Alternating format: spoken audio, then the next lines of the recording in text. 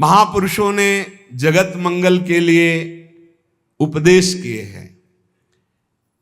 ये जो पीछे आपने सुना होगा यम नियम धारण करना चाहिए, अगर यम नियम धारण करता है तो उसमें बड़ी दिव्यता आती है। यम नियम आसन प्राणायाम प्रत्याहार धारणा ध्यान समाधि यो अष्टांगानी, योग के ये 8 अंग हैं, 8 अंग हैं।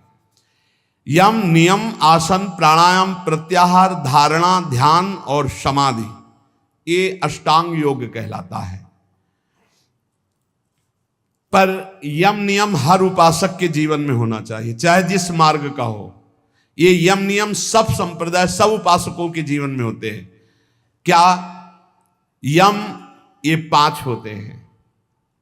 अहिंसा सत्य आस्तेय ब्रह्मचर्य अपरिग्रहा यमाह, ये यम। किसी की हिंसा न करना, सत्य आचरण, सत्य भाषण, सत्य विचार, किसी की चोरी न करना, सदैव ब्रह्मचर्य का पालन या गृहस्थ में उचित ब्रह्मचर्य का पालन, और अपरिग्रह, किसी से भी दान न लेना, ये यम है। अगर यम का पालन किया जाए, अपरिग्रह स्थैर्य जन्म कथंत संबोधा, अगर किसी से जिंदगी भर कोई दान ना ले, यम का और नियम का पालन करे, तो उसे कई जन्मों की स्मृति प्राप्त हो जाएगी। जैसे इसमें ब्रह्मचर्य, अपरिग्रह, आस्ते, चोरी ना करना, सत्य बोलना, किसी की हिंसा न करना, ये 5 यम हैं। इनमें अपरिग्रह, जो इन 4 यमों का पालन करते हुए 5वां अपरिग्रह, कभी किसी का दान न ले, आकाश वृत्ति से प्राप्त हुई भिक्षा या माधुकरी वृत्ति से प्राप्त हुई भिक्षा को कभी दान नहीं कहते। जो किसी से हाथ फैला के लिया जाता है उसे दान कहते हैं। आकाश वृत्ति से जो हमें भगवान बैठे बैठे दे दे, अजगर वृत्ति, ये माधुकरी वृत्ति, ये संतों के लिए रखी गई। और गृहस्थ में तो दान लेने का कोई सवाल ही नहीं, धर्म पूर्वक कमाओ और दूसरों की सेवा करना वो बात है। लेकिन तीर्थयाटन या कहीं भी जाकर कई बार मना किया है, आप गृहस्थ हो, अपनी मेहनत की कमाई का खाओ, भले आप चना चबेना से समय काटो, लेकिन किसी की हलवा पूड़ी दी हुई मत खाओ, क्योंकि आपके पुण्य बच जाएंगे। कितनी बड़ी बात है। यही यम का पालन कर रहे थे भीष्म पितामह जी। ब्रह्मचर्य, सत्यवादी और अहिंसा। अहिंसा का तात्पर्य बहुत सूक्ष्म होता है। जो धर्म विरुद्ध आचरण करने वालों को धर्म युक्त दंड देता है, वो हिंसा नहीं मानी जाती। अहिंसा का मतलब यही नहीं कि केवल अधर्मी पुरुष है, पापाचरण कर रहा है, आपका राजकीय पद में अधिकार है कि उसको दंडित किया जाए, और आप उसे कि मैं तो अहिंसा व्रती छोड़ दिया, अब हिंसा हो गई, क्योंकि वो हजारों को अधर्म करके दुख देगा, वो तुम्हें पाप लगेगा। तुम अधिकार प्राप्त हो राजकीय विधान से, उसको दंडित करो, उसको शासन में लो।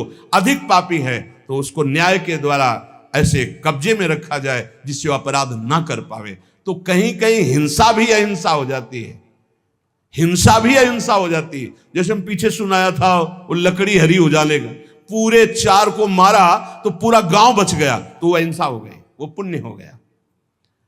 भीष्म पितामह जी को भगवान से कह रहे कि मुझे 100 जन्म की पूरी याद है, पीछे मैंने कोई ऐसा पाप नहीं किया जो ऐसा भोग रहा हूं।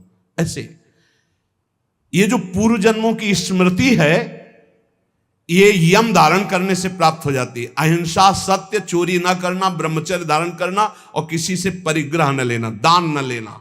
दान लेने से बहुत हानि होती है, बहुत हानि होती है। दान लेने में खुशी नहीं होना चाहिए कि हमें कोई बहुत महंगा स्वेटर दे रहा है, बढ़िया घड़ी दे रहा है, खूब रुपया दे रहा है, ये बहुत घाटे का है। नाशवान वस्तुओं से अविनाशी भजन का हिस्सा बटा देना, ये कोई बुद्धिमत्ता नहीं है। सहज में काम चलाओ और खूब भजन करके जगत मंगल करो, भजन करके भगवत प्राप्ति करो। देखो कितनी बढ़िया बात कह रहे हैं। अपरिग्रह स्थैर्य जन्म कंथता संबोधा, अनेक जन्मों की वो याद बैठे बैठे कर सकता है। पूर्व जन्म में मैं कौन था या पूर्व जन्म में आप कौन थे। जो किसी का कभी दान नहीं लिया और अखंड ब्रह्मचर्य से रहता है, सत्य बोलता है, चोरी नहीं करता, किसी की हिंसा नहीं करता, जो ब्रह्मचर्य से रहता है, ब्रह्मचर्य प्रतिष्ठायाम वीर लाभः, ब्रह्मचारी जैसा कोई बलवान नहीं होता, शारीरिक बल कोई बल नहीं कहा जाता, ब्रह्मचर्य में सामर्थ्य होती संकल्प बल की, जाओ ऐसा फिर वैसे ही होगा। अध्यात्म बल बहुत बढ़ जाता है ब्रह्मचारी का, आत्मबल बहुत बढ़ जाता है। कहीं भी वो भयभीत होना, कहीं भी शंका कर लेना, कहीं भी पराजित हो जाना उसके स्वभाव में नहीं होता। जो ब्रह्मचारी होता स्वभाव में नहीं होता। ये खास बात होती है। भगवान परशुराम जी के पास जब अंबा जी गई, अंबा जो काशी नरेश की 3 राजकुमारियों में एक सी थी, उन्होंने कहा कि मैं आपसे सहायता चाहती हूं भृगुवर, मैं आपकी शरण में हूं, शरणागत की रक्षा करनी चाहिए। बोले पहले तो तुम्हारा स्त्री स्वरूप है, वैसे ही अधिकार बनता है रक्षा का, दूसरा तुम शरण में हो, बोलो कौन त्रिभुवन में ऐसा है जो तुमको कष्ट दे रहा है। बोले पहले वचन दो कि मैं उसको मारूंगा। बोले निश्चित परास्त करूंगा उसको। बोलो कौन है? तो कहा आपके प्रिय शिष्य भीष्म। एक बार तो परशुराम जी की भीष्म के द्वारा ऐसा कैसे अपराध बन गया, क्या हुआ, पूरी घटना सुनाई।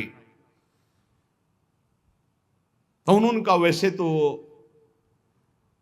उन्होंने ऐलान किया था कि मैं हस्तिनापुर नरेश के लिए इन राजकुमारियों का अपहरण कर रहा हूं। उन्होंने ये तो नहीं कहा था कि मैं अपने लिए, उसी समय तुम्हें बोल देना था कि मैं साल्व से प्रेम करती हूं, तुम्हारी त्रुटि रही। तो उनका भगवान मैं समझ रही थी कि आपके शिष्य आप पक्ष लेंगे। बोले बिल्कुल पक्ष नहीं लूंगा, तुम शरणागत हो, तुम्हारे लिए मैं मेरी आज्ञा का पालन करेगा। अखंड ब्रह्मचारी भीष्म जी और अखंड ब्रह्मचारी भगवान परशुराम जी, दोनों सत्य पे हैं, दोनों महान हैं, पर एक गुरु है एक शिष्य है। पर एक इच्छा का अनुमोदन कराने के लिए अपनी द्वेष वृत्ति का भगवान परशुराम जी का आश्रय लिया, इसलिए परशुराम जी कमजोर हैं। और सत्य का पालन करने के लिए धर्मनिष्ठ, इसलिए चेला बहुत जोरदार के हो गए भीष्म जी। बुलाया भीष्म जी को बाहर हस्तिनापुर की, अर्घपाद्य आदि लेकर गए, प्रार्थना की, परिक्रमा की, दंडवत किया। बोले मेरी आज्ञा है अंबा को स्वीकार करो। बोले कदापि गुरुदेव नहीं, क्योंकि सब कोई जानता है सत्य के आगे कुछ नहीं, और मैं सत्य प्रतिज्ञा किया हूं कि अखंड ब्रह्मचर्य रहूंगा, जीवन में कभी संतान उत्पन्न ही नहीं करूंगा। तो उनका युद्ध या अंबा, तो उनका युद्ध गुरुदेव से युद्ध, उन्होंने ही विविध प्रकार के दिव्यास्त्रों की शिक्षा भीष्म जी को दी थी जब गंगा जी ले गए थे। और गंगा जी ने और भी दिव्यास्त्र सिखाए थे जो परशुराम जी को भी पता नहीं थे। ऐसे थे, रोज युद्ध होता, पहले जाते, परिक्रमा करते, साष्टांग दंडवत करते हो, कहते आशीर्वाद दीजिए विजयी भव का। बोले योद्धा तो मैं ही हूं, तुम्हारा विपक्ष का मैं आशीर्वाद नहीं दे सकता, पर हां बलपूर्वक युद्ध करना, बलपूर्वक युद्ध करना। आखिरी युद्ध जितना भयानक हुआ कि गंगा जी, अष्टवसु सब जागृत हो गए, उपस्थित हो गए। भीष्म जी ने एक अस्त्र ऐसा चढ़ाया था जो परशुराम जी के पास काट नहीं थी, निश्चित परशुराम जी का वध हो जाता। गंगा जी आकर के पकड़ लिया और कहा नहीं नहीं, ऐसा बिल्कुल ठीक नहीं है। समस्त अष्टवसु आ गए। तो उन्होंने कहा मां, ये प्रत्यंचा पे चढ़ा हुआ धनुष तभी उतरेगा जब गुरुदेव अपना रथ पीछे कर दे, अपना धनुष नीचे कर दे। तो गुरुदेव कैसे नीचे कर से? अष्टवसुओं ने, समस्त देवताओं ने कहा प्रभु आपका चेला है, अब आपको धनुष नीचे करना पड़ेगा, अगर छूट गया तो आपके पास काट नहीं है, आप अबद्ध हैं, फिर भी बध हो जाएगा आपका। भीष्म जी के बाण तभी धनुष से उतरे जब वो रथ पीछे हटा, धनुष नीचे किया, कूद गए, परिक्रमा की, और गुरुदेव बोले जा विजयी भव, कहते विजयी हुआ। तो सत्य, ब्रह्मचर्य, अहिंसा, अपरिग्रह बहुत बड़ी ताकत है। ब्रह्मचर्य में बहुत बड़ा बल है, उसको आज हमारी समाज समझ नहीं पा रही। यम नियम के बिना जीवन बिल्कुल पशुवत जीवन है। यहां कह रहे हैं ब्रह्मचर्य प्रतिष्ठायाम वीर लाभा, महान बल जो चाहो आप कर सकते हो संकल्प के द्वारा। जो आपको दिव्यता किसी में दिखाई देगी वो ब्रह्मचर्य की होगी। भीषण कष्ट को भी सहने की सामर्थ्य, सर्दी गर्मी, मान अपमान, दुख सुख, लाभ हान और सत्यवाद, संकल्प बिल्कुल सिद्ध होने लगता है। जिसका ब्रह्मचर्य पवित्र होता, जो संकल्प करेगा और संकल्प नहीं करेगा तो ब्रह्मचर्य अध्यात्म की ऊंचाई में बैठाकर उसे मुक्त कर देगा।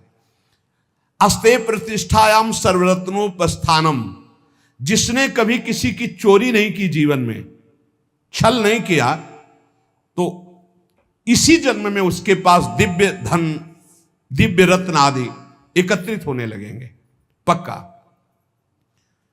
विविध प्रकार के स्वर्ण आभूषण, विविध प्रकार की भोग सामग्रियां, ऐसा संयोग बनेगा। कभी चोरी नहीं की, जो इन नियमों को धारण करता है। एक एक का बहुत बड़ा प्रभाव है।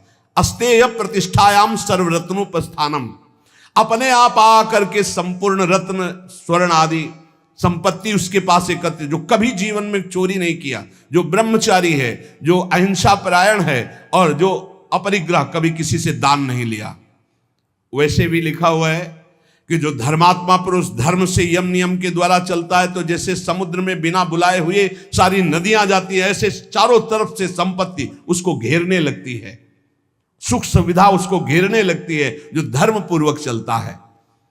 सत्य प्रतिष्ठायाम क्रियाफलान आश्रयत्वम, जो सत्य बोलता है, सत्य विचार वाला है, सत्य आचरण वाला है, तो सारे फल उसका आश्रय ले लेते हैं। हर क्रिया का फल वो जो चाहे, जैसे चाहे, जो बोलेगा, जो सोचेगा वही हो जाएगा। ऐसा है। एक इतना बड़ा बालक है, हंसी मजाक में सर्प डाला था, कोई गुस्सा होके नहीं डाला था परीक्षित जी ने, कि पता नहीं समाधि में है या ढोंग कर रहे हैं समाधि का, ऐसे डाला और चले गए। कुछ बच्चों ने जाकर बताया, श्रृंगी ऋषि तुम्हारे पिता के गले में चक्रवर्ती सम्राट महाराज परीक्षित मरा हुआ सर्प डाल दिए। उनका ऐसी असभ्यता, इतने बड़े बालक हैं अभी, ऐसी असभ्यता, चक्रवर्ती सम्राट होता हुआ भी इन महापुरुषों की महिमा को नहीं जानता। ऐसी असभ्यता, ये समझता है यही दंड धारण करता है, देख मैं ब्रह्म ऋषि बालक हूं, इसको दंड देता हूं, आज के 7वें दिन तक्षक सर्प इसे काटेगा और मरेगा। इतने बड़े बालक हैं। जबान से निकली हुई हर बात, जब उनके पिता शुद्धि में आए, साफ हटाके से दौड़ के आके श्रृंगी ऋषि लिपट गए। उनका रोने की क्या जरूरत है, मरा हुआ ही सर्प तो था। उनका पिताजी, अपमान है आपका। अपमान तो उस राजा का हुआ, वो धर्मात्मा राजा आया हुआ था, आश्रम में आया हुआ राजा अतिथि था। हमें चाहिए था हम जल पिलाते, हम उठकर अर्घ देते, पर मैं बाह्य था ही नहीं, बाह्य दशा में, समाधि दशा में अंतर था। वैसे तो अपराध मेरा ही बना कि राजा धर्मात्मा आया और मैंने स्वागत नहीं। बोले प्रभु हमने तो उसको दंड दे दिया। क्या 7 दिन में तक्षक डसेगा? इतने बड़े धर्मात्मा राजा को ऐसा शाप, मतलब पिता की भी सामर्थ्य नहीं कि उसे नष्ट कर सके। बोले शाप तो अमोघ है तेरा, क्योंकि तू ब्रह्म ऋषि बालक है। कुछ ऋषियों को भेजा, जाओ परीक्षित को बता दो तुम्हारा 7 दिन में जो कुछ कल्याण करने का उपाय कर लो, नहीं 7वें दिन तक्षक काटेगा और निश्चित काटेगा और तुम्हारी मृत्यु हो जाएगी। ये है सत्य में स्थित रहना। सत्य प्रतिष्ठायाम क्रिया फलाश्रयत्वम, जो बोले, जैसा सोचे वैसा ही हो जाए। अब आज सत्य नहीं जबान में, झूठा है तो सब पूरा जीवन ही झूठा है। अहिंसा प्रतिष्ठायाम तत्सन्निधौ वैर त्यागः, जो कभी किसी को दंड नहीं देता, शारीरिक मानसिक वाचिक, तो सांप हो, बिच्छू हो, हिंसक कोई भी जीव हो या कोई दुष्ट हो, उसके सामने आके घुटने टेक देगा, वैर नहीं रहेगा। ये अहिंसा का उसके ऊपर प्रभाव होगा।